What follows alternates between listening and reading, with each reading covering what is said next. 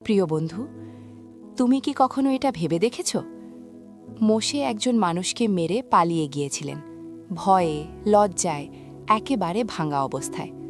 আর হারুন, সে থেকে গিয়েছিল, সেবা করেছিল, সবকিছু ঠিকঠাকই করছিল। কিন্তু যখন ঈশ্বর জ্বলন্ত ঝোপের মধ্য দিয়ে ডাকলেন, তিনি হারুনকে ডাকলেন না, তিনি মোশেকেই ডাকলেন। কেন? একটু ভাবো। হারুন তখন মিশরে একজন সম্মানিত আধ্যাত্মিক নেতা। তার ছিল রেজিউমে, ছিল নাম ডাক, ছিল ধর্মীয় পরিচয়। আর মোশে একজন পলাতক, একজন খুনি, ৪০ বছর ধরে মরুভূমিতে লুকিয়ে থাকা এক ব্যর্থ মানুষ। মানুষের যুক্তিতে দেখলে হারুনিকও ছিল সেরা পছন্দ। কিন্তু ঈশ্বর মানুষের যুক্তিতে কাজ করেন না। ঈশ্বরের একটা স্পষ্ট প্যাটার্ন আছে। তিনি বারবার অযোগ্য বলে মনে হওয়া লোকদেরই বেছে নেন। যাকব, প্রতারক, ভাইয়ের আশীর্বাদ চুরি করেছিল। দাউদ, সবচেয়ে ছোট ছেলে, যাকে ডাকতেই ভুলে গিয়েছিল সবাই। পৌল, যিনি একসময় খ্রিস্টানদের হত্যা করতেন। প্যাটার্নটা পরিষ্কার। ঈশ্বর যোগ্যদের ডাকেন না, তিনি ডাকাদের যোগ্য করে তোলেন।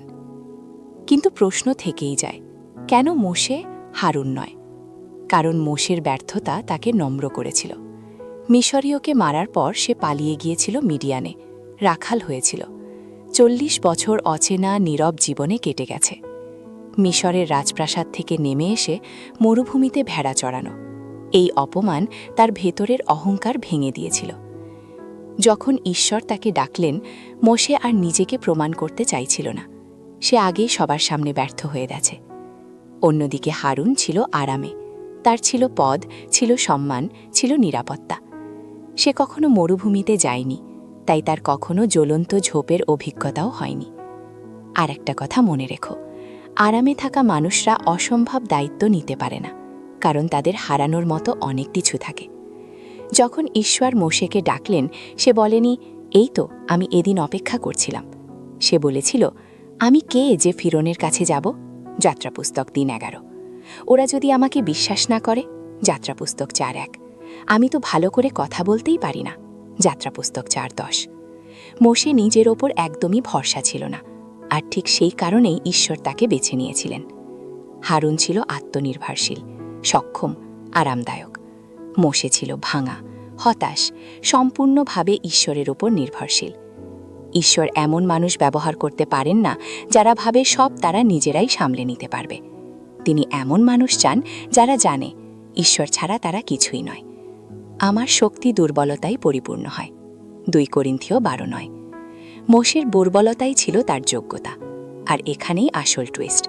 যখন মোশে পাহাড়ে উঠে 10 আজ্ঞা গ্রহণ করছিল, হারুন, যাকে সবাই ধার্মিক ভাবত, সে সোনার বাছুর বানিয়ে ইসরায়েলকে মূর্তি পূজায় টেনে নিয়ে গেল। যাকে শক্ত মনে হয়েছিল, সে চাপ সামলাতে পারল না। যাকে ভাঙা মনে হয়েছিল, সে অটল হয়ে দাঁড়াল। ব্যর্থতা মোশেকে প্রস্তুত করেছিল, আরাম হারুনকে ধ্বংস করেছিল। ঈশ্বর যাজকের বদলে খুনিকে বেছে নিয়েছিলেন, কারণ অসম্ভব কাজের জন্য অসম্ভব নির্ভরতা দরকার। তুমি যদি মিশরের সুযোগ সুবিধা ছাড়তে ভয় পাও, তবে তুমি কাউকে মিশর থেকে বের করতেও পারবে না।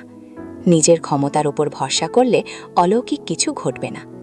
তাই আজ যদি তুমি নিজেকে অযোগ্য মনে করো, যদি তোমার অতীত এলোমেলো হয়, যদি তুমি সবার সামনে ব্যর্থ হয়ে থাকো, ভালোই হয়েছে, কারণ ঠিক সেখানেই ঈশ্বর তার সেরা কাজটা করেন।